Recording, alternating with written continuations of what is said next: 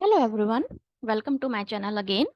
तो आज की इस वीडियो में हम क्लास 10th का चैप्टर 1 रियल नंबर्स इसके बारे में डिस्कस करने वाले हैं। पूरा चैप्टर कंप्लीटली डिस्कस करेंगे और मैं आपके साथ कार्ल फ्रेडरिच गॉस की स्टोरी भी थोड़ी सी स्टोरी आपके साथ डिस्कस करूंगी। तो सबसे पहले चैप्टर का नाम है रियल नंबर्स। तो वी शुड नो कि व्हाट आर रियल नंबर्स। तो उसके लिए मैं आपको बताना चाहूंगी कि रियल नंबर्स होते क्या। आपने पहले क्लास 9th में भी जो है इसके बारे में पढ़ा है, तो इसको मैं आपको दोबारा एक्सप्लेन करती हूँ क्विकली। तो यहाँ पर आप देख सकते हैं कि ये हमारे नेचुरल नंबर्स हैं जो कि 1 से स्टार्ट होते हैं and goes up to infinite. अब इसमें हम जीरो और ऐड कर दे तो हमारा होल नंबर बन जाता है। तो सारे number starting from zero up to infinite whole numbers आ जाते हैं। अब इसमें हम नेगेटिव नंबर्स और इंक्लूड कर दें तो ये हमारे इंटीजर्स बन जाएंगे। तो सारे negative numbers zero and positive numbers integer हो गए। अब रैशनल नंबर। तो इंटीजर में आपने एक डिफरेंस देखा होगा इंटीजर और रैशनल नंबर में। इंटीजर में जब हम नंबर लिख रहे हैं तो इसका डिनोमिनेटर कुछ नहीं है, मतलब वन है। तो इंटीजर्स के केस में डिनोमिनेटर हमारा वन है, राइट। अब रैशनल नंबर पे जैसे ही हम आए तो हमें फ्रैक्शंस नजर आएंगी। तो उस केस में हमारा डिनोमिनेटर कैन बी एनीथिंग। तो सारे integers, whole numbers, natural numbers, ये सब रैशनल नंबर है, including all the fractions as well. तो ये हमारे हो गए रैशनल नंबर। अब इरेशनल नंबर भी आपने पढ़े हैं। इरेशनल नंबर जो कि जब हम डिवाइड करें तो उसका आंसर कंप्लीटली नहीं निकल पाता। जैसे आप ये नंबर देख सकते हैं, ये एंडलेस है।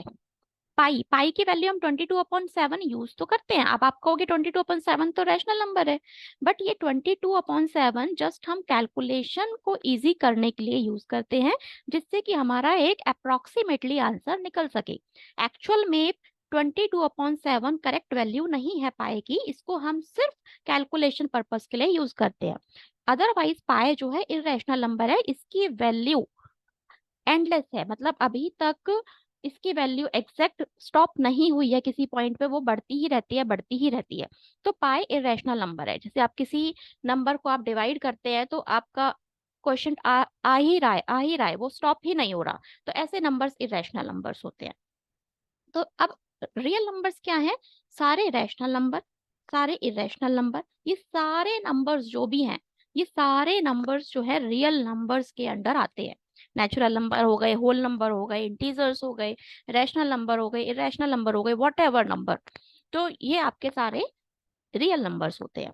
तो आपको रियल नंबर्स क्लियर हो गया होगा, आपने ऑलरेडी इसको पढ़ा हुआ है वैसे पहले इसके बारे में। अब हम स्टार्ट करते हैं चैप्टर के बारे में।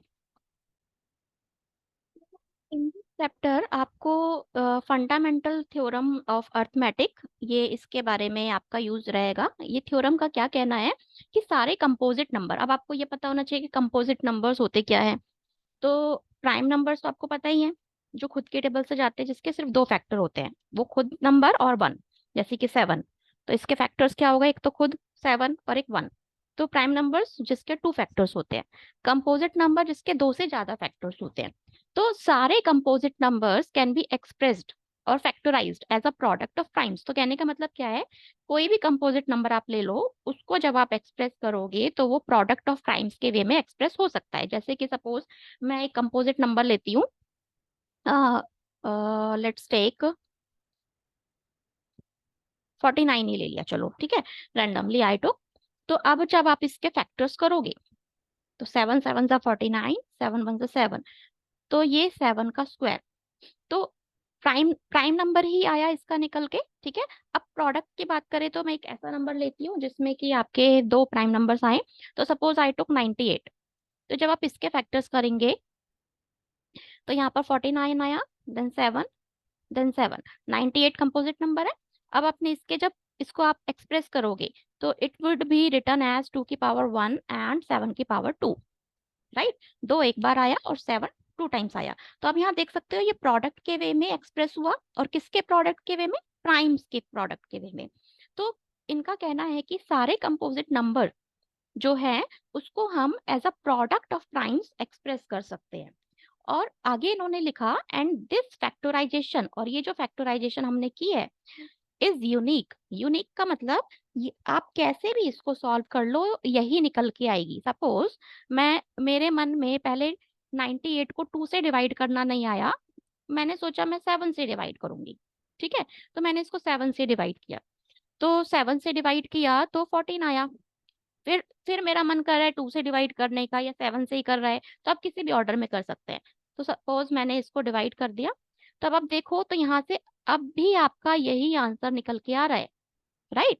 तो ये यूनिक निकलेगा, चाहे आप किसी से भी डिवाइड करो, किसी भी प्राइम नंबर से करो, आगे पीछे हो सकते हैं वो, बट आंसर आपका वही निकलेगा।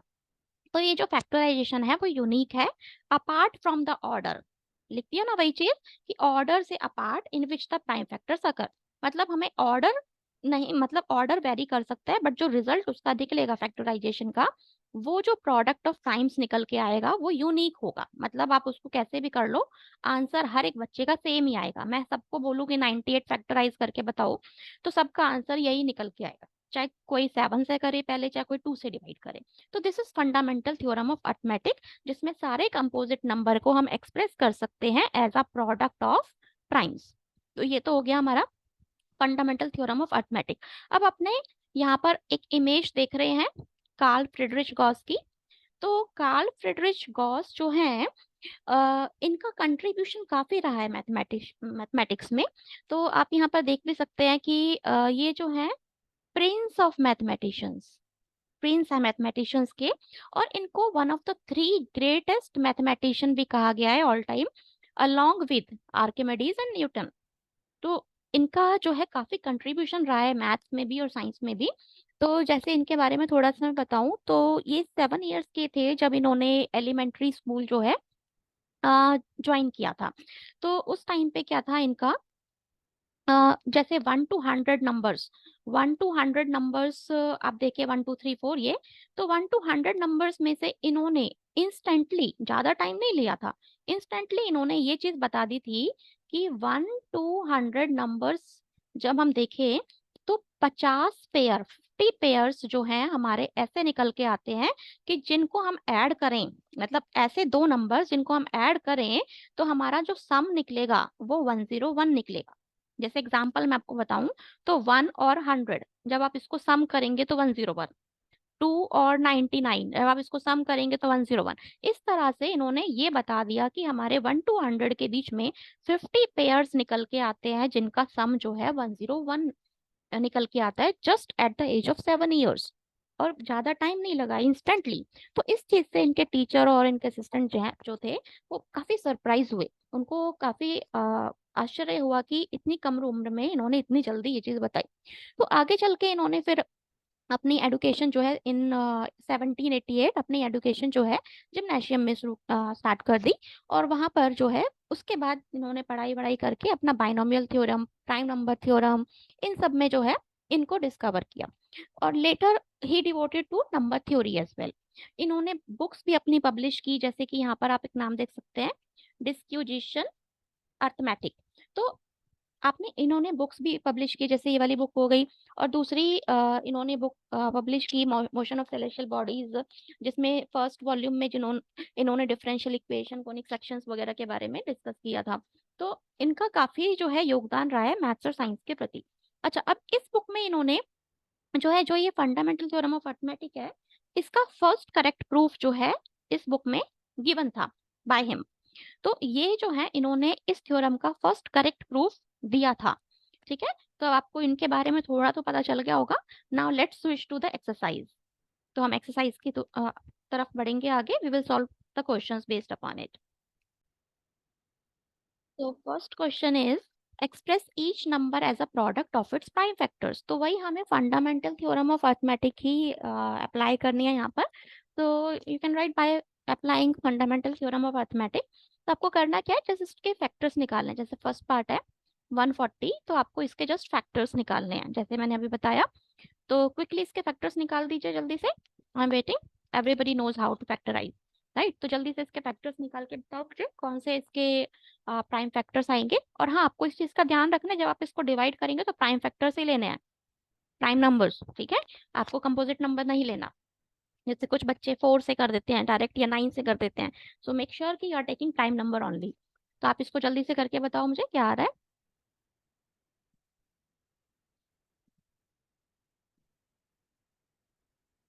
हो गया होगा कुछ बच्चों का तो अभी तक 140। बहुत छोटा नंबर है, इजी नंबर है। तो लेट्स सी। तो यहाँ पर 70, फिर से हम 2 से करेंगे, 35, 5 से करेंगे, एंड देन 7 से करेंगे। तो आप देख सकते हैं 2 आया 2 टाइम्स, तो 2 का स्क्वायर, एंड देन 5 एक बार, 5 की पावर 1, और 7 एक बार। पावर का मतलब आप जानते ही है ना, 2 की पावर 2 मतलब 2 को 2 बार मल्टीप्लाई, और यही चीज यहाँ पर हुई है, राइट। तो इसको हम इस तरह से लिख सकते हैं। तो इसका आंसर क्या हो गया, प्रोडक्ट ऑफ प्राइम फैक्टर्स का, ये प्रोडक्ट हो गया। और प्राइम फैक्टर्स क्या है, 257, तो 2 का स्क्वायर मल्टीप्लाई 5 का पावर 1, 7 की पावर 1। पावर 1 आप लिखो चाहे नहीं लिखो, it's one and the same thing. तो इस तरह से हमने इसका रिजल्ट निकाल दिया। अब फंडामेंटल थ्योरम ऑफ अर्थमेटिक जरूर हेडिंग डाल देना ऊपर, क्योंकि उसके अकॉर्डिंग ये हुआ है। नाउ सेकंड पार्ट आपका होमवर्क है, थर्ड पार्ट आपका होमवर्क है, आप खुद से करेंगे। फोर्थ पार्ट अभी हम डिस्कस कर लेते हैं। तो फोर्थ पार्ट मैं पहले नहीं करूंगी, आप पहले करेंगे। तो फोर्थ पार्ट आप जल्दी से करिए, 5005 का।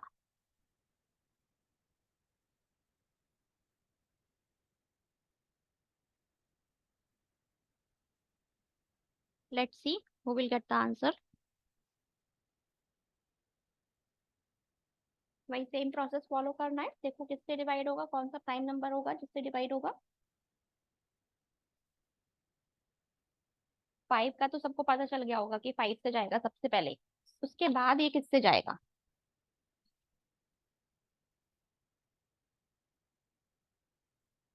इतना आ गया होगा।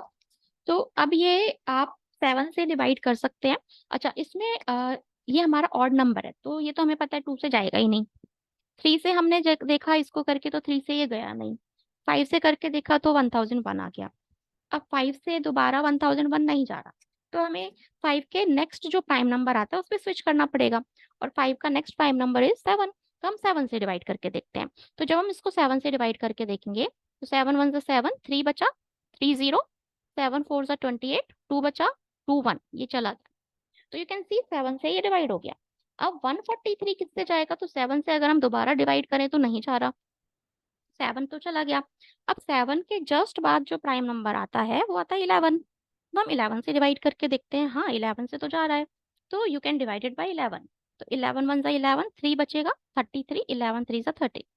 अब 13 तो खुद ही एक प्राइम नंबर है, तो ये सिर्फ 13 से जाएगा। तो यहाँ पर इसके फैक्टर्स क्या हो गए, 5 7 11 13, सारे एक एक बार आए तो पावर वुड बी 1। ठीक है, ये इसके फैक्टर्स हो गए। इसी तरह से फिफ्थ पार्ट करना है। फिफ्थ पार्ट अभी आप करेंगे जस्ट नाउ, जल्दी से करो।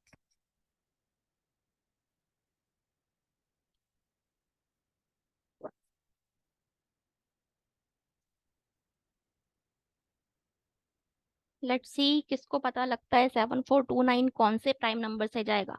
आपको इसमें थोड़ा सा देखना पड़ेगा, क्योंकि ये छोटे प्राइम नंबर से नहीं जाएगा, थोड़ा सा आपको इसको देखना पड़ेगा। स्टार्ट करो। 2 से तो जाएगा ही नहीं, ऑड नंबर है। 3 से, फिर 5 से, फिर 7 से, 7 के बाद 11 से, 11 से भी नहीं जा रहा तो 13 से चेक करो। 13 से भी नहीं जा रहा तो 13 के बाद हमारा प्राइम नंबर कौन सा होगा, 17 होगा। 17 से ट्राई करो। ठीक है, इस तरह से आपको स्टेप बाय स्टेप ट्राई करना है। और जल्दी से बताओ किससे डिवाइड होगा ये 17 से ही आपका डिवाइड हो जाएगा। तो 17 से जब आप इसको डिवाइड करेंगे यू विल गेट 437। जिसको डायरेक्ट डिवाइड नहीं करना आता वो इस तरह से यहाँ पर डिवाइड कर सकते हैं। 17 4 जा 68, इस तरह से आप इसको डिवाइड कर सकते हैं। ठीक है, ओके 437 आया। नाउ अब आप चेक करो कि क्या ये दोबारा 17 से जा रहा है। अगर जा रहा है तो वेरी नाइस, अगर नहीं जा रहा तो 17 के जस्ट बाद वाला प्राइम नंबर हम देखेंगे, फिर 19, उससे डिवाइड करके देखेंगे क्या ये 19 से जा रहा है। चेक करो, 19 से डिवाइड करके चेक करो। लेट्स सी 437 को जब हम 19 से जब हम डिवाइड करेंगे तो जाएगा या नहीं। 19 2 जा 38, 4 बचा, यहाँ से 7 आया, ओके सॉरी 5 बचा, यहाँ 5 बचा, यहाँ 7 आया, और 19 3 जा ये चला जाएगा 57। तो 19 से ही हमारा जा रहा है। ठीक है, यहाँ पर 4 नहीं 5 बचेगा, बाय मिस्टेक आई राइट। तो यहाँ पर 19 से ये चला जाएगा 23 पर, और 23 तो हमें ऑलरेडी पता है ये प्राइम नंबर ही है। तो ये अब 23 को 23 से फैक्टराइज कर देगा, राइट। तो यहाँ पर इसके तीनों ही प्राइम नंबर्स आए अलग अलग, जैसे फोर्थ पार्ट में आए थे ऐसे फिफ्थ पार्ट में भी। तो 17, 19, 23, तो इसका आंसर हो गया। I hope first question clear हो गया होगा। इसी तरह से आप सेकंड और थर्ड पार्ट भी कर लेना, वो इजीली हो जाएंगे, इसलिए मैंने आपको होमवर्क दिया है। Now we will switch to second question. Okay, तो सेकंड क्वेश्चन पहले रीड करेंगे what it is saying. Find the LCM and HCF of the following pair of integers. ये आपको इंटीजर्स के पेयर दिए हुए हैं, आपको इन पेयर्स का एलसीएम निकालना है और एचसीएफ भी निकालना है, दोनों चीजें निकालनी है। निकालने के बाद verify that LCM multiplied by HCF, जो दोनों आंसर्स आए उनका प्रोडक्ट बराबर है किसके, product of the two numbers, जो आपको नंबर दिए गए हैं उनके प्रोडक्ट के बराबर है। तो क्वेश्चन क्लैरिफाई हो गया होगा। आपको इन नंबर्स के एलसीएम भी निकालना है, एचसीएफ भी निकालना है, और फिर आपको ये वेरीफाई करना है, मतलब लेफ्ट साइड में जो एलसीएम और एचसीएफ आया उनका प्रोडक्ट, और राइट साइड में जो ऑलरेडी नंबर्स दिए गए हैं उनका प्रोडक्ट, क्या वो बराबर आ रहा है या नहीं। तो बराबर आना चाहिए क्योंकि वेरीफाई है। Okay, now let's see how to find LCM and HCF. तो अभी मैंने आपको प्राइम फैक्टर्स करना सिखाया, तो हम जल्दी से 26 के प्राइम फैक्टर निकाल देंगे और 91 के भी प्राइम फैक्टर्स निकाल देंगे। जल्दी से करो इसको, you know how to do. Quickly tell 26 के फैक्टर्स क्या आ रहे हैं और 91 के फैक्टर्स क्या आ रहे हैं, प्राइम फैक्टर्स। यस, 26 चला जाएगा 2 से क्योंकि इवन नंबर है, 13 पे गया, और ये आया यहाँ से 13 वन जा 13। तो आपने जब इसको करा तो यहाँ पर हमारे इसके फैक्टर्स आए 26 के, 2 की पावर 1 और 13 की पावर 1। Now let's do 91। अब 91 किससे जाएगा, 91 ऑड नंबर है, 7 से चला जाएगा ये, राइट। तो 7 से ये जाएगा 13 पे, और 13 भी प्राइम नंबर है, तो 13 वन जा 13। तो जब 91 का आपने किया इसका, तो आपके फैक्टर्स आए 7 और 13। अब एलसीएम और एचसीएफ निकालना कैसे है, ध्यान से सुनना, यहाँ पर एक ट्रिक बताऊंगी, उससे आप इजीली निकाल पाएंगे। तो आप इसको कहीं नोट डाउन भी करके रख सकते हैं कि जो ट्रिक हम अप्लाई करेंगे एचसीएफ के केस में, एचसीएफ के केस में आपको क्या देखना है, कॉमन नंबर देखना है, कॉमन फैक्टर जो दोनों में हो, ऐसा प्राइम नंबर जो दोनों में आया है, दोनों के आंसर में आया है, पहली चीज वो नंबर ले लिया। उसके बाद उस नंबर की जो पावर आपको लेनी है, वो पावर आपको लेनी है छोटी वाली। जैसे कि इन दोनों नंबर में ऐसा कौन सा नंबर है जो दोनों में आ रहा है, तो आप देख सकते हैं 13 यहाँ पर भी आ रहा है, 13 यहाँ पर भी आ रहा है। अभी हम पावर नहीं देखेंगे, सिर्फ प्राइम नंबर देखेंगे। तो 13 यहाँ पर भी है, 13 यहाँ पर भी है, तो हमारा जो कॉमन नंबर निकल के आया वो आया 13, राइट। अब पावर कौन सी लेनी है, दोनों आंसर में 13 की पावर जो छोटी वाली है, अब यहाँ पर तो सेम ही पावर है, तो हम 1 ही ले लेंगे। सपोज यहाँ पर ये एजम्पशन है, सपोज यहाँ पर पावर 2 होती और यहाँ पर तो पावर 1 है और यहाँ पावर 2 है, तो दोनों पावर में छोटी पावर 1 है, तो इसलिए हमारा आंसर जो होगा 13 की पावर 1 ही होगा। तो सबसे पहले जो कॉमन नंबर है, प्राइम नंबर, वो लेना है, और दोनों में जो सबसे छोटी पावर है वो उसकी लेनी है एचसीएफ के केस में, ठीक है। अब एलसीएम में क्या करना है आपको, तो एलसीएम के लिए आपको मैं दोबारा से लिख देती हूँ। तो यहाँ पर जो था हमारा, इसका रिजल्ट था 2 की पावर 1 इंटू 13 की पावर 1, और दूसरा रिजल्ट था ये। अब एलसीएम के केस में आपको क्या लेना है, आपको सारे फैक्टर्स लेने हैं, मतलब जो भी प्राइम नंबर्स आए हैं, सारे प्राइम नंबर्स जो फैक्टर्स निकल के आए हैं सारे लेने हैं। अब सारे लेने के बाद उनकी जो पावर आपको लेनी है, वो पावर लेनी है बड़ी वाली, ठीक है। एचसीएफ में जो कॉमन था सिर्फ वही ले रहे थे और पावर छोटी ले रहे थे। एलसीएम में सारे प्राइम नंबर लेने हैं और पावर लेनी है बड़ी वाली। तो कौन कौन से प्राइम नंबर आए हैं, 2 आया, एक तो हो गया 2, एक आया 13, एक हो गया 13, फिर एक आया 7। अच्छा, 13 रिपीट हो रहा है, दोनों बार नहीं लेना, एक ही बार लेना है। अब पावर देखनी है, तो 2 की पावर 1 है सबसे बड़ी, एक ही बार आया है क्योंकि, तो 2 की पावर 1। 13 की पावर भी 1 ही है, सेम ही है, तो हमें 1 ही लेनी होगी। और सपोज यहाँ जैसे मैंने पहले एक बोला था कि ये 2 है अगर, तो बड़ी पावर 2 है तो यहाँ 2 लेते।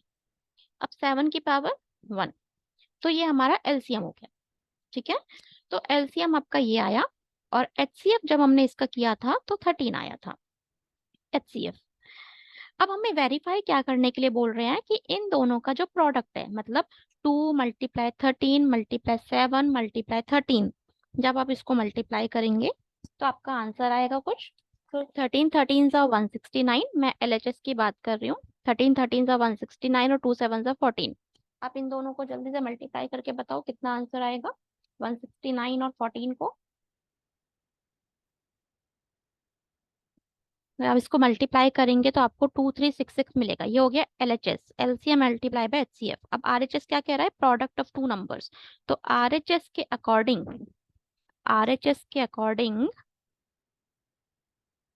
आपको क्या करना है, 26 और 91 जो ये नंबर्स थे इन्हीं को मल्टीप्लाई करना है। और जब आप इन नंबर्स को आप मल्टीप्लाई करेंगे तो आपको सेम ही आंसर मिलेगा 2366। तो हेंस वेरीफाइड हो जाएगा। आई होप आपको क्वेश्चन क्लियर है।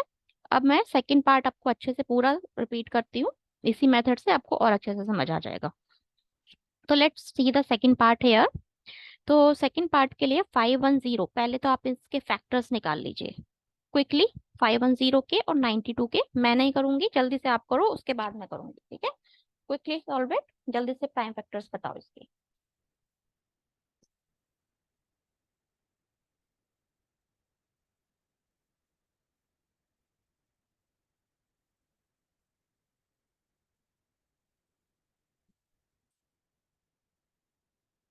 एक तो हो गया होगा दोनों में से कोई, राइट? जल्दी से निकालो जिनका नहीं हुआ है।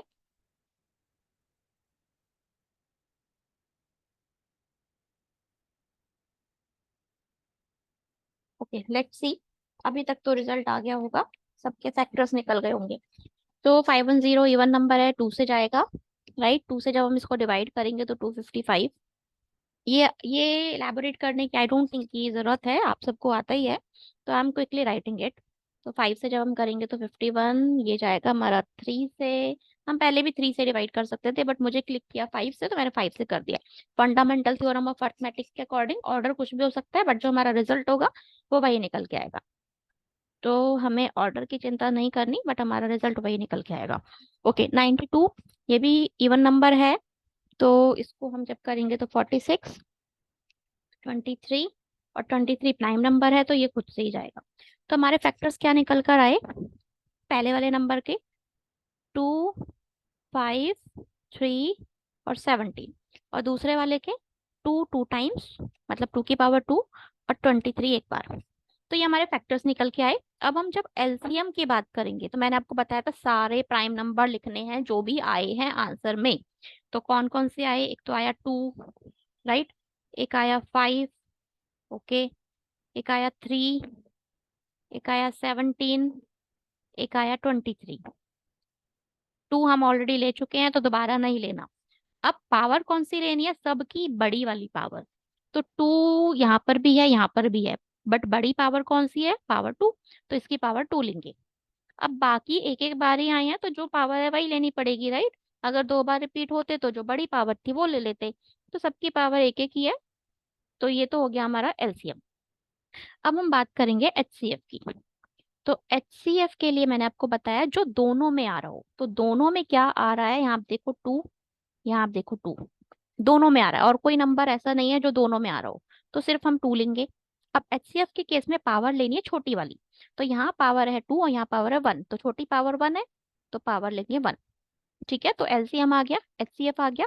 वेरिफिकेशन उसी तरह से होगी, एलसीएम मल्टीप्लाई बाय एचसीएफ पहले करके दिखाएंगे, मतलब दोनों आंसर्स को मल्टीप्लाई कर देंगे, और राइट साइड में जो दोनों नंबर्स दिए हैं उनको मल्टीप्लाई कर देंगे। दोनों का आंसर सेम निकल के आएगा मल्टीप्लाई जब आप करेंगे तो। ठीक है, अब थर्ड पार्ट आपका है होमवर्क, ये आप खुद से करेंगे। नहीं आएगा तो मुझे बताना, आई विल क्लैरिफाई दैट। ठीक है, okay. Third question, third question पे मूव करेंगे। थर्ड क्वेश्चन स्टार्ट करने से पहले आप इसको रीड करो, समझो कहना क्या चाह रहा है question. Okay, find the LCM and HCF. फिर से एलसीएम और एचसीएफ ही निकालना है ऑफ द फॉलोइंग इंटीजर्स। अब 2 इंटीजर नहीं दी, अब 3 इंटीजर्स दिए हैं। By applying the prime factorization method. जो मेथड अभी आपने अप्लाई किया वही मेथड आपको लगाना है। तो अब आपको तीनों का करना है, 12, 15, 21। जैसे मैं आपको ये फर्स्ट पार्ट बताती हूँ। तो 12 के फैक्टर्स निकाल लो, 15 के निकाल लो, 21 के निकाल लो। जल्दी से निकाल के बताओ क्विकली। छोटे छोटे नंबर है, ज्यादा टाइम नहीं लगेगा। यस, 2 से करेंगे। 2 6 जा, 2 3 जा, 3 1 जा। ठीक है। ये 3 से जाएगा, 3 5 जा, 5 1 जा। ये भी 3 से जाएगा, 3 7 जा, 7 1 जा। तो फैक्टर्स क्या निकले? 12 के फैक्टर्स हो गए 2 की पावर 2 और 3 की पावर 1। इसके फैक्टर हो गए 3 की पावर 1, 5 की पावर 1। इसके फैक्टर हो गए 3 की पावर 1, 7 की पावर 1। तो ये तो फैक्टर्स हो गए। ये हो गया 12 का, ये हो गया 15 का, और ये हो गया 21 का, राइट। अब हमें एलसीएम और एचसीएफ। तो एचसीएफ और एलसीएम मैं नीचे बता देती हूँ। तो एचसीएफ के लिए क्या मैंने लिखवाई थी लाइन? जो कॉमन हो। अब यहाँ पर दो नंबर नहीं है, तीन है, तो तीनों में होना चाहिए वो नंबर। किसी दो में है तो भी नहीं लेना, मतलब तीनों के आंसर में होना चाहिए। अगर कोई ऐसा नंबर आ ही नहीं रहा तीनों में, तो हमारा आंसर हो जाएगा 1। क्योंकि कॉमन फैक्टर 1 तो हर किसी का ही होता है। तो अगर सपोज इसमें तो आपको दिख रहा है, जैसे देखो यहाँ पर भी 3, यहाँ पर भी 3, पावर नहीं देखनी हमको, सिर्फ प्राइम नंबर देखना है। यहाँ पर भी 3, तीनों के केस में 3 आ रहा है तो हमने 3 लिख दिया। अब छोटी वाली पावर, तो यहाँ तो तीनों के केस में पावर सेम है, बट सेम नहीं होती तो हम सबसे छोटी पावर लेते। तो यहाँ तो हमारा एचसीएफ यही आ गया, और कोई ऐसा नंबर नहीं है जो तीनों में आ रहा हो। तो अगर ऐसा कोई नंबर होता, जैसे सपोज यहाँ 3 नहीं आ रहा होता, 3 सिर्फ दो ही केस में आता, तो उस केस में हमारा एचसीएफ 1 हो जाता, क्योंकि कॉमन फैक्टर उसमें कुछ भी नहीं है, इसलिए 1 है ना। एलसीएम की जब हम बात करेंगे तो हमें सारे प्राइम नंबर्स लेने हैं। तो हमारे प्राइम नंबर क्या क्या है? एक तो 2 है, और 3 आया तीनों में, है ना, 3 लेंगे। फिर यहाँ 5 है, और यहाँ 7 है। तो सारे प्राइम नंबर ले लेने हैं जो भी आए। अब इनमें सबसे बड़ी वाली पावर, तो 2 की पावर 2, 3 की पावर 1, 5 की पावर 1 और 7 की पावर 1, सबकी सबसे बड़ी वाली पावर लेनी है। तो ये हमारे आंसर हो गए। अब इधर वेरीफाई आपको नहीं करना, इधर नहीं बोला, बस यही हमारे आंसर है दोनों। क्लियर? चलो जल्दी से सेकंड पार्ट करके बताओ क्विकली। सेकंड पार्ट में थोड़ा सा सोचने वाली बात है, ये नंबर्स कैसे नंबर्स हैं। यू शुड नो कि ये कंपोजिट नंबर्स हैं या कैसे नंबर्स हैं।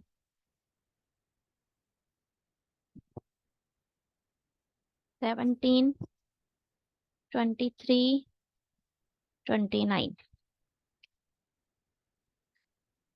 तीनों ही प्राइम नंबर्स हैं। अपनी अपनी टेबल से ही जाएंगे। 17 वन जा, 23 वन जा, 29 वन जा। तो इसका फैक्टर 17 निकला, इसका 23 निकला, इसका 29, पावर 1 ही है, एक बार ही है, राइट। अब एचसीएफ की जब हम बात करेंगे, तो एचसीएफ तो मैंने बताया तीनों में हो। यहाँ तो तीनों में कोई ऐसा नंबर है ही नहीं जो कॉमन है, तो एचसीएफ इस केस में हो जाएगा 1। जब कुछ नहीं तो 1, कॉमन फैक्टर सबका फैक्टर 1 तो होता ही होता है, तो 1 हो जाएगा। अब एलसीएम की बात करेंगे। तो एलसीएम में सारे प्राइम नंबर लेने हैं। तो हमारे प्राइम नंबर क्या क्या आए? 17 आया, 23 आया, 29 आया। सारे प्राइम नंबर लेने हैं और बड़ी पावर तो एक एक बार ही आए हैं। तो ये हमारा एलसीएम हो गया। थर्ड पार्ट आपका होमवर्क इसी तरह से आपको करना है। तो जल्दी से करो थर्ड पार्ट को, फिर हम फोर्थ क्वेश्चन डिस्कस करेंगे।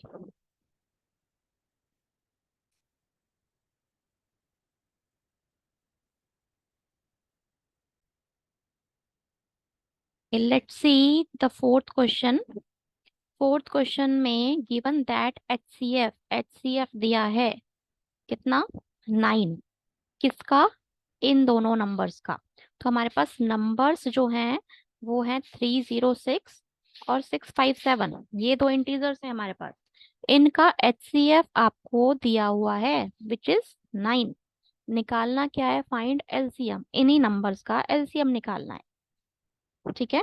तो एक तो तरीका वही है जो मैंने आपको बताया, अब मैं आपको इधर दूसरा तरीका भी बताऊंगी। वन वे इज कि आप इनके फैक्टर्स कर रहे हैं, वही सेम प्रोसेस, ठीक है, और एलसीएम निकाल रहे हैं।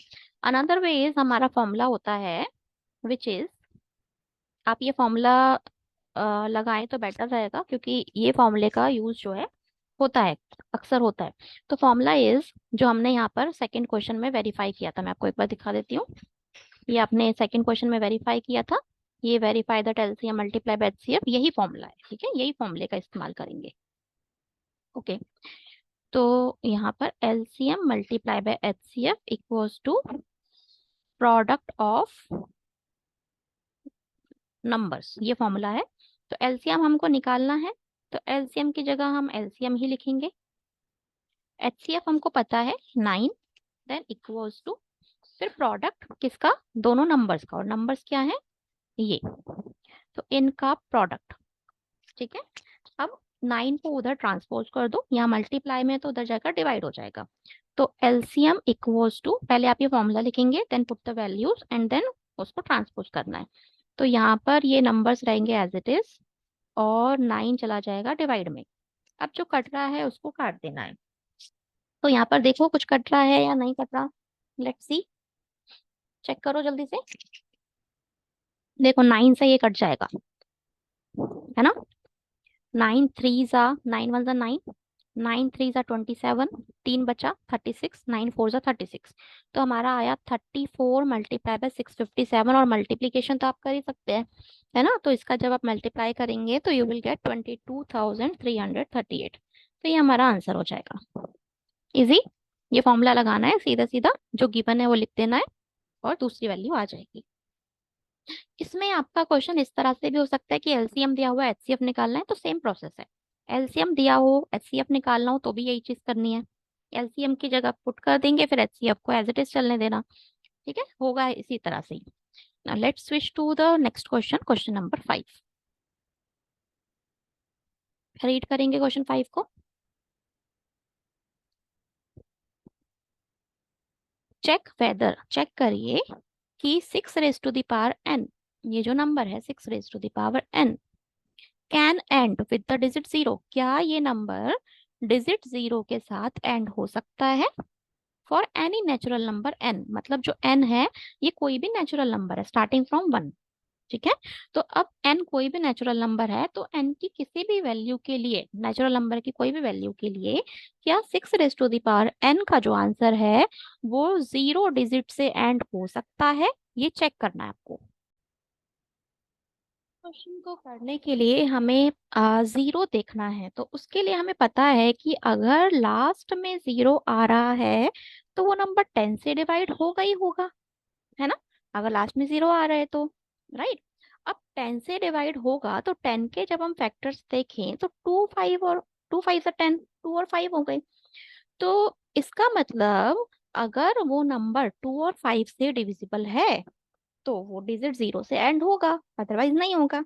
रिपीटिंग अगेन, इन्होंने बोला एंड होगा डिजिट 0 से, तो जब 0 डिजिट से अगर एंड होता है, ठीक है, अगर होता है तो वो नंबर 10 से डिवाइड होगा ही होगा, है ना। अब 10 से डिवाइड होगा तो 10 के फैक्टर्स होते हैं 2 और 5, इसका मतलब वो 2 से भी डिवाइड होगा, 5 से भी डिवाइड होगा। तो अगर वो 2 से भी और 5 से भी डिवाइड हो रहा है वो नंबर, तो इसका मतलब वो नंबर 0 से एंड हो रहा है, राइट। तो अब हमारा नंबर क्या है, 6 की पावर n। तो हमें देखना क्या है कि ये 6 की पावर n जो नंबर है वो 2 से और 5 से दोनों से डिवाइड हो रहा है या नहीं हो रहा, है ना। तो हम लिखेंगे क्या, इसके लिए सबसे पहले आपको लिखना है फॉर गेटिंग, मैं यहाँ पर साइड में लिख देती हूँ, for getting 0 as end digit number must be divided by 10 and factors of 10 are 2 and 5, ठीक है। सो 6 की पावर n, यही नंबर था ना हमारा, should be divisible by 2 and 5, दोनों से डिवाइड होना चाहिए तभी तो 0 आएगी। तो देखते हैं दोनों से होता है नहीं। 6 के फैक्टर्स हैं 2 एंड 3, है ना। तो 6 की पावर n मतलब 2 की पावर n, 3 की पावर n, कह सकते हैं ना। तो 2 से तो डिवाइड होगा, यहाँ आप देख सकते हैं 2 आ ही रहा है, तो 2 से तो डिवाइड है ही 6, 5 से डिवाइड है क्या। अगर नेचुरल नंबर में 1 ही ले लेती हूँ तो 6 की पावर 1 मतलब 6। तो 6 मेरा 2 से तो डिवाइड होता है, बट क्या 5 से डिवाइड होता है? नहीं ना। तो ये नंबर जो है 0 से एंड नहीं होगा। तो अब इसके बाद क्या लिखेंगे? It is divisible by 2 but not by 5। 2 से तो डिविजिबल है बट 5 से डिविजिबल नहीं है। सो इट इट मतलब ये जो नंबर है, ठीक है, it can not and with digit 0। मतलब इसका आंसर 0 डिजिट, लास्ट की जो है डिजिट वो 0 नहीं होगी, क्योंकि ये नंबर 2 से तो डिविजिबल है बट 5 से नहीं है, दोनों से होना चाहिए। अगर दोनों से होगा तो इसका मतलब वो 10 से डिविजिबल है। 10 से डिविजिबल है तो फॉर श्योर 0 डिजिट आएगी। ठीक है, तो समझ में आया होगा। दोबारा मैं एक्सप्लेन कर देती हूँ। हमें 6 की पावर n की जो लास्ट की डिजिट है वो 0 होगी या नहीं होगी ये देखना है। तो लास्ट की डिजिट 0 मतलब 10 से डिवाइड होना। तो 0 लाने के लिए नंबर जो है वो 10 से डिवाइड होना चाहिए। अब 10 से डिवाइड होने के लिए 10 तो 2 और 5 के टेबल में आता है ना, इसके फैक्टर्स 2 एंड 5 हैं। तो 10 से डिवाइड होने के लिए नंबर जो है 2 से भी डिवाइड होना चाहिए और 5 से भी होना चाहिए। तो हमने देखा कि 6 जो है वो 2 से तो डिवाइड हो रहा है बट 5 से डिवाइड नहीं हो रहा। तो 5 से नहीं हो रहा तो उसका जो एंडिंग डिजिट है वो 0 नहीं होगी। ठीक है, clear? Okay, let's switch to the second last question of this exercise, question number 6. तो जल्दी से रीड कर लो इसको। Explain why 7 multiply 11 multiply 13 plus 13। तो आप ये नंबर देखेंगे तो यहाँ पर कितनी टर्म्स हैं, पहले तो आपको ये पता लगाना जरूरी है। तो हमें एक पहले क्वेश्चन समझ लेते हैं कि ये जो नंबर है this and this number are composite numbers. तो हमें एक्सप्लेन करना है कि दोनों नंबर कंपोजिट नंबर है, ये दिया हुआ है बट क्यों है। ठीक है, हमें वाई बताना है। तो सबसे पहले जो पहला नंबर है उसमें कितनी नंबर ऑफ टर्म्स हैं, you should know about this. तो टर्म्स कितनी है ये पता लगाने का तरीका इस, जब बीच में प्लस या माइनस आता है तो उससे टर्म सेपरेट होती हैं, राइट। तो यहाँ पर प्लस हमारा यहाँ आया है, तो इसके पहले वाली एक टर्म और इसके बाद वाली दूसरी टर्म। तो यहाँ पर हमारी जो है दो टर्म्स हो गई, एक तो ये और दूसरी ये। अब दोनों टर्म्स में से कोई ऐसा नंबर है जो दोनों में है 13 है, तो हम इसमें से कॉमन निकाल सकते हैं। जब हमने कॉमन निकाला तो पहली टर्म में हमारा बचा 7 मल्टीप्लाई 11 ओनली, है ना। फिर प्लस है बीच में और दूसरी टर्म में कुछ भी नहीं बचा मतलब 1 बचा, है ना। तो ये हमारा कॉमन निकल गया। अब आप ये ब्रैकेट को खोलेंगे तो 13 तो ऑलरेडी है ही, और ब्रैकेट को जब आप खोलेंगे तो 11 7 77 प्लस 1। तो यहाँ से आप देख सकते हैं 13 मल्टीप्लाई बाय 78, राइट। अब आप देखो तो कंपोजिट नंबर्स कौन से होते हैं जिनके दो से ज्यादा फैक्टर हों। तो एक फैक्टर तो 13 दिख ही रहा है, दूसरा फैक्टर 1 भी होगा ही होगा, ये तो फॉर श्योर है ही, सब में ही होता है दो। और तीसरा नंबर यहाँ पर आप देख सकते हैं, और बल्कि इस तीसरे नंबर के भी और फैक्टर्स निकल के आएंगे, है ना। तो दो से ज्यादा फैक्टर्स हैं, इसलिए ये नंबर जो है कंपोजिट नंबर है। तो आपको यही दिखाना है करके, और लिखना क्या है, as it is having as it is having more than two factors, hence the given number is a composite number। समझ में आया? तो ये गिवन नंबर कंपोजिट नंबर है, क्यों? जब हमने इसका कॉमन निकाला तो हमने देखा कि दो से ज्यादा फैक्टर आ रहे हैं, एक तो ये कॉमन ही निकल गया, एक 1 होता ही होता है और एक ब्रैकेट भी है, तो 3 तो है ही है ना दो से ज्यादा। और वो जो तीसरा नंबर आया उसके और भी फैक्टर्स बन रहे हैं, बल्कि नहीं भी बनते तब भी कंपोजिट होता क्योंकि 3 फैक्टर आ गए। 3 फैक्टर मतलब कंपोजिट नंबर। ठीक है, तो ऐसे ही इस तरह से आपको दूसरा वाला भी करना है। और दूसरा वाला मैं पूरा करके नहीं दिखाऊंगी आपको, यहाँ पर देखो तो एक आपकी टर्म हो गई ये, सारे मल्टीप्लाई में है, और यहाँ प्लस आया, एक दूसरी टर्म हो गई ये। इन दोनों में कॉमन आप देखो तो 5 आ रहा है, इधर भी है इधर भी है, तो 5 आप बाहर निकाल देंगे। यहाँ बचेगा 7 6 4 3 2, 7 6 4 3 2। बीच में है प्लस, 1 लिखो या मत लिखो आपकी मर्जी, बीच में प्लस, और यहाँ कुछ नहीं बचा मतलब 1 बचा। अब इसको आप देखो तो एक फैक्टर यही हो गया, एक 1 होता ही होता है और एक ब्रैकेट भी बन रहा है, तो 3 फैक्टर तो है ही हैं। और जब आप ब्रैकेट खोलेंगे तो उस नंबर के भी और भी फैक्टर्स बन रहे होंगे। ठीक है, तो इस तरह से आपको इसको भी करना है और लास्ट में सेम लाइन लिखनी है। तो ये हो गया 6th क्वेश्चन कि ये कंपोजिट नंबर क्यों है, क्योंकि इनके 2 से ज्यादा फैक्टर आ रहे हैं। चाहे आप ब्रैकेट के और फैक्टर्स निकाल के दिखाओ चाहे मत दिखाओ, उससे कोई मैटर नहीं है, 2 से ज्यादा फैक्टर मतलब composite number. Now let's see the last question. There is a circular path, एक सर्कुलर पाथ है हमारा। ठीक है, एक सर्कुलर पाथ है। ओके, तो इस पाथ पर अराउंड अ स्पोर्ट्स फील्ड के अराउंड एक सर्कुलर पाथ है। सोनिया टेक्स 18 मिनट्स, सोनिया को 18 मिनट्स लगे टू ड्राइव 1 राउंड, मतलब पूरा एक सर्कल का राउंड लगाने में, यहां से शुरू किया सपोज और यहीं पर ये वापस लौटी 18 मिनट्स के बाद। कौन? सोनिया। ठीक है, अच्छा दूसरी लाइन क्या बोले? रवि, रवि टेक्स 12 मिनट्स, रवि ने भी यहीं से शुरू किया और इसी पॉइंट पे लौटा कितने मिनट बाद? 12 मिनट्स के बाद। तो रवि रवि ने लिया 12 मिनट्स का time. Suppose they both start at the same point, मतलब दोनों ने यहीं से स्टार्ट किया and at the same time पर स्टार्ट किया और एक ही डायरेक्शन में दौड़े, मतलब सोनिया भी ऐसे दौड़ी तो रवि भी ऐसे ही। ठीक है, सेम डायरेक्शन में। आफ्टर हाउ मेनी मिनट्स, कितने मिनट्स के बाद? Will they meet again at the starting point, मतलब ऐसे वो दौड़ते जा रहे हैं। एक राउंड कंप्लीट करने में सोनिया को 18 मिनट लगे, 2 राउंड कंप्लीट करने में 36 लगेंगे, 18 टू जा 36, राइट। अच्छा, ऐसे ही रवि ने पहला राउंड 12 मिनट में कवर किया, दूसरा राउंड 24 मिनट में करेगा, तीसरा राउंड 36 मिनट में करेगा। तो 36 सेम दिख रहा है।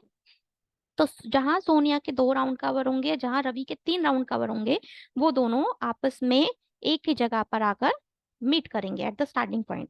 बट इसको इस तरह से करके नहीं दिखाना, हम इसमें करेंगे क्या, ये आपको सिर्फ समझाने के लिए मैंने बताया। इस केस में हम करेंगे क्या, इनका एलसीएम निकाल देंगे। ठीक है, किसका? हमारे नंबर्स क्या थे? 12 एंड 18, तो एलसीएम ऑफ 12 एंड 18। अब आपको एलसीएम निकालना आता ही है, 12 पे फैक्टर्स कर लो, 18 के कर लो, नहीं तो टुगेदर भी आप कर सकते हैं, जैसी भी आपको इजी हो। तो 2 6 जा, 2 3 जा, 3 1 जा, तो इसके फैक्टर्स आ गए 2 की पावर 2, 3 की पावर 1। इसको करेंगे 2 9 जा, 3 3 जा, 3 1 जा, इसके फैक्टर्स आ गए 2 की पावर 1, 3 की पावर 2। ठीक है, अब एलसीएम के लिए मैंने बताया था सारे नंबर्स लिखने प्राइम नंबर, तो 2 आया और 3 आया, दोनों में 2 आया 3 आया। अब इनकी बड़ी पावर, तो 2 की पावर 2 है बड़ी और 3 की पावर भी 2 है बड़ी, तो ये हमारा एलसीएम निकल के आया 2 की पावर 2 मतलब 4, 3 की पावर 2 मतलब 9 और 4 9 जा 36। तो हमारा आंसर क्या आया? 36 मिनट्स। तो after how many minutes will they meet again at the starting point? They will meet, यहीं से लिखना है, they will meet again at the starting point after 36 minutes. समझ में आ गया होगा। तो ये थी एक्सरसाइज 1.1। अब एक्सरसाइज 1.2 के लिए हमें इरेशनल नंबर का प्रूफ करना है, तो let's see that also. Okay, I am just opening the exercise 1.2। Exercise 1.2, you can see the first question, prove that √5 is irrational. हमें पता है, हमें अच्छे से पता है √5 इरेशनल है, बट अब इस चीज को प्रूव करना है कि कैसे प्रूव करें √5 इरेशनल है। तो इस केस में हम क्या करेंगे, हम एज्यूम करके चलेंगे √5 रैशनल है। ठीक है, तो लेट अस एज्यूम, ये चैप्टर आप पहले पढ़ चुके हैं, ये मैं वीडियो सिर्फ आपके रिवीजन पर्पस के लिए बना रही हूँ। ठीक है, तो जिसको आता है वो खुद से करेंगे पहले। तो late us assume √5 is rational. अब रैशनल है तो रैशनल नंबर तो हमें पता है p/q की फॉर्म पे होता है, तो √5 जो है p/q के बराबर हो गया, राइट। तो यहाँ पर एक कंडीशन है जहां पर P एंड Q, जो हमने जो रैशनल नंबर लिए P एंड Q, वो जो है को प्राइम नंबर्स हैं। अब आप कहेंगे ये को प्राइम नंबर्स क्या है? तो प्राइम नंबर्स हमको पता है जिसके कॉमन फैक्टर 2 होते हैं, है ना, सॉरी फैक्टर्स जो है जिसके 2 होते हैं। प्राइम नंबर जिसके 2 फैक्टर, एक तो खुद का नंबर और एक 1। कंपोजिट नंबर जिसके 2 से ज्यादा फैक्टर होते हैं। को प्राइम नंबर्स वो नंबर्स होते हैं जिसका कॉमन फैक्टर सिर्फ 1 होता है और कोई कॉमन फैक्टर नहीं होगा, सिर्फ कॉमन फैक्टर 1 होगा, ये होता है को प्राइम नंबर्स। जैसे कि एग्जांपल मैं कहूँ तो 3 और 4 दोनों के कॉमन कुछ नहीं है, सिर्फ 1 ही है। या फिर 3 और 5 इनमें भी कुछ कॉमन नहीं है, सिर्फ 1 है। तो जब कॉमन कुछ भी नहीं हो, सिर्फ 1 कॉमन हो, तो वो ऐसे नंबर्स होते हैं को प्राइम नंबर्स। ठीक है, को प्राइम नंबर्स क्लियर होगा। तो हमने क्या करा, इसमें कंडीशन रख दी कि जहां पर पी और क्यू जो है को प्राइम नंबर्स है। अब √5 जो है पी अपॉन क्यू है, क्रॉस मल्टीप्लाई कर देंगे तो √5 क्यू इक्वल्स टू पी हो गया। ऑन स्क्वायरिंग कर देंगे तो √5 का स्क्वायर 5 हो गया, क्योंकि √5 का स्क्वायर मतलब √5 मल्टीप्लाई √5, और ये होता है 5। ठीक है, 5 हो गया। क्यू का स्क्वायर इक्वल्स टू पी का स्क्वायर, ये 5 को हम उधर भेज सकते हैं। तो क्यू का स्क्वायर हो गया p² अपॉन 5। तो यहाँ से हम कह सकते हैं, इसके बाद का स्टेप में I am writing over here. तो p² अपॉन 5, तो इसका मतलब हम कह सकते हैं p² is divisible bye 5। p² divisible है तो p भी डिविजिबल होगा, तो p is also divisible by 5। अब p डिविजिबल है 5 से, तो हम लेट कर सकते हैं ना कि p जो है मेरा 5k है। k ले लो, c ले लो, a ले लो, whatever you want to take. तो हमने लेट कर लिया p जो है 5k है, तो p की जगह 5k रख सकते हैं। राइट, कहाँ रखेंगे, या इसको फर्स्ट मान लो, फर्स्ट इक्वेशन, और जो हमने लेट किया इसको सेकेंड मान लो। तो बेसिकली हम पुट कर रहे हैं इक्वेशन सेकेंड को फर्स्ट में। ठीक है, तो p की जगह 5k लिखेंगे, बाकी एज इट इज रहेगा। तो 5q² इक्वल्स टू p की जगह 5k का होल स्क्वायर। तो 5q² इक्वल्स टू 5 का स्क्वायर इज 25k²। ये कट गया, तो यहाँ से q² आ गया 5k²। ये 5 नीचे चला जाएगा, तो q²अपॉन 5 आ गया k²। तो अब यही चीज तो यहाँ जो देखो, मैं आपको दूसरे कलर से हाईलाइट करती हूँ।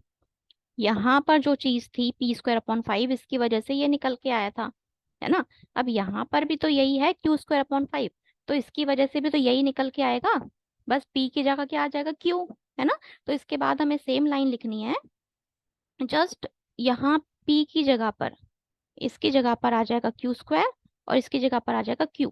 तो q² is divisible bye 5 and q is also divisible by 5। ठीक है, ये लाइन लिख देंगे। उसके बाद आप देखो तो अभी थोड़ी देर पहले p जो था वो 5 से डिविजिबल था, और अब क्या आया, q भी 5 से डिविजिबल है। तो जब दोनों ही 5 से डिविजिबल हैं, तो इसका मतलब इनका कॉमन फैक्टर 5 निकल के आया या नहीं आया, आया। बट हमने तो बोला कि इनका कॉमन फैक्टर सिर्फ 1 होगा। ऊपर लाइन लिखी है, मैं हाईलाइट कर देती हूँ ऊपर वाली लाइन को। ये देखो, हमने तो बोला इनका कॉमन फैक्टर सिर्फ 1 होगा, बट इसके अकॉर्डिंग जो पहली लाइन थी कि p 5 से डिविजिबल है, और अभी आया कि q भी 5 से डिविजिबल है, तो दोनों ही 5 से डिविजिबल मतलब कॉमन फैक्टर 1 के अलावा निकल के आ गया, है ना। तो इसका मतलब हमारी जो अजम्पशन थी वो रॉन्ग हो गई, कॉन्ट्राडिक्ट हो गई। तो इसलिए √5 इरेशनल है। अब इसके बाद लिखना कैसे आपको, यहाँ तक आपने कर लिया। इसके बाद आप लिखेंगे q² is divisible bye 5 and this implies q is also divisible by 5। इतना लिख दिया। उसके बाद लिखेंगे hence our assumption is wrong because PQ has common factor other than 1। मतलब 1 के अलावा भी कॉमन फैक्टर है P और Q का, इसलिए हमारी assumption wrong हो गई। Therefore √5 is irrational, hence proved। ठीक है, तो ये हमारा प्रूफ था। अब ये √5 है, इसकी जगह √2 भी हो सकता है, √3 भी हो सकता है, √7, एनी नंबर जो इरेशनल है। आपको करना कुछ नहीं है, इसी तरह से ही करना है। √5 की जगह पर जो भी नंबर है, सपोज √7 है तो √7 लेंगे, यहाँ √7 लेंगे, यहाँ √7 लेंगे, यहाँ 7 बन जाएगा। तो उस केस में 7 से डिविजिबल हो जाएगा पी भी और क्यू भी। तो अदर देन कॉमन फैक्टर तो आ ही गया ना 7 फिर से। तो सेम प्रोसेस है, जस्ट उस नंबर की जगह जो नंबर दिया है वही नंबर आता चला जाएगा। ठीक है, तो चलो let's move to question number 2 now. Okay, let's सी।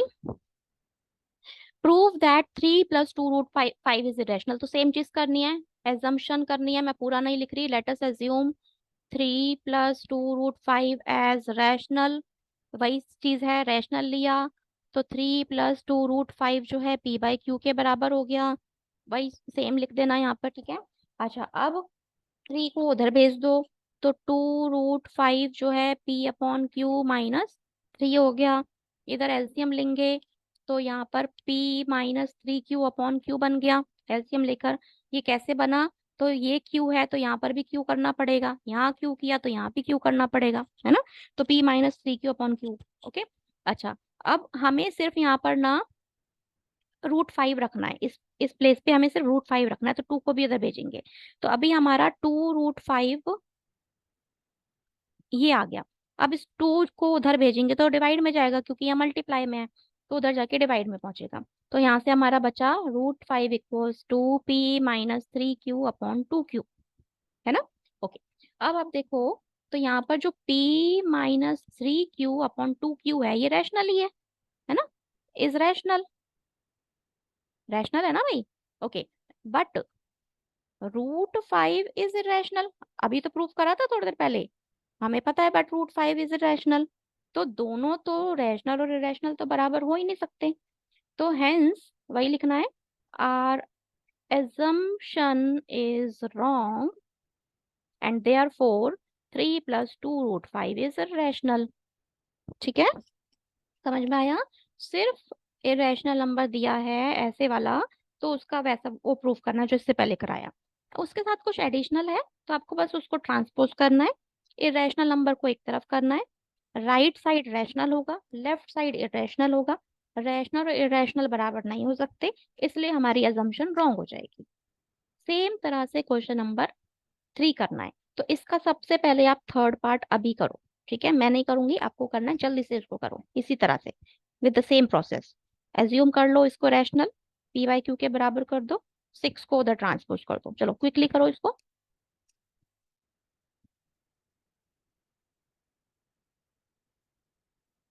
तो मैं डायरेक्ट लिख रही हूँ, 6 + √2 p/q के बराबर हो गया। आपको वो सारी स्टेटमेंट लिखनी है, तो 6 को उधर भेज देंगे क्योंकि हमें इरेशनल को लेफ्ट में छोड़ना है, तो √2 को इधर ही छोड़ेंगे, और 6 को जब हम उधर भेजेंगे तो माइनस में जाएगा।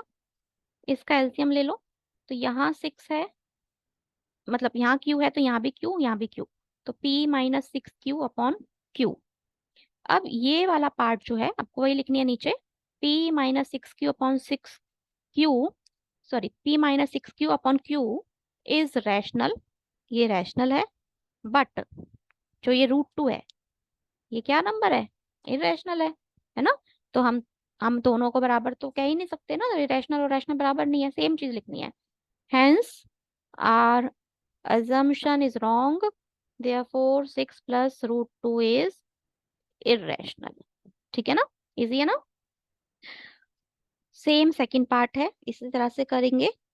इसको p/q के बराबर ले लेंगे, 7 यहाँ मल्टीप्लाई में है, उधर जाकर डिवाइड में जाएगा, तो √5 जो है p/7q हो गया। वही लिखना है फिर, p/7q is rational, √5 is irrational, hence our assumption is wrong and 7 √5 is irrational। वही करना है। तो इस तरह के क्वेश्चन जिसमें इरेशनल के साथ कोई और नंबर भी दिया है, उसमें इरेशनल को लेफ्ट में छोड़ दो और बाकी को राइट में ट्रांसपोज कर दो। फिर राइट वाला रैशनल है, लेफ्ट वाला इरेशनल है, assumption wrong, hence proved. Okay. ऐसी फर्स्ट पार्ट आप देखो। फर्स्ट पार्ट आप देखेंगे तो 1/√2 को p/q के बराबर ले लेंगे, इसको रेसिप्रोकल कर दो, क्योंकि हमें √2 चाहिए है ना, तो √2 के लिए रेसिप्रोकल कर देंगे, तो यहाँ से आगे q/p। अब q/p रैशनल है, √2 इरेशनल है, hence our assumption is wrong, therefore 1/√2 is irrational. वही लाइन लिखनी है same. Okay, I hope chapter 1 clear है। इसको रिवाइज करेंगे, टेक अनदर नंबर्स लाइक। अब आपका होमवर्क क्या रहेगा, इसमें आपको करना क्या है इस एक्सरसाइज के लिए, यहाँ पर √5 किया ना, आपको प्रूफ करना है √3, √7, √13, ये 3 नंबर्स को इरेशनल प्रूफ करना है। ओके। और दूसरा आपका होमवर्क है इसके अलावा 3/√5 को इरेशनल प्रूफ करना है, और 5 - 6 √2 को भी इरेशनल प्रूफ करना है। तो ये आप करेंगे विद द सेम प्रोसेस। इसमें फर्स्ट क्वेश्चन जैसा प्रोसेस लगेगा इन तीनों में, इसमें थर्ड क्वेश्चन जैसा प्रोसेस लगेगा। ठीक है, चलो ये आज के लिए था। जो भी बच जाएगा आप दोबारा वीडियो को देख सकते हैं। चलो bye bye, have a nice day.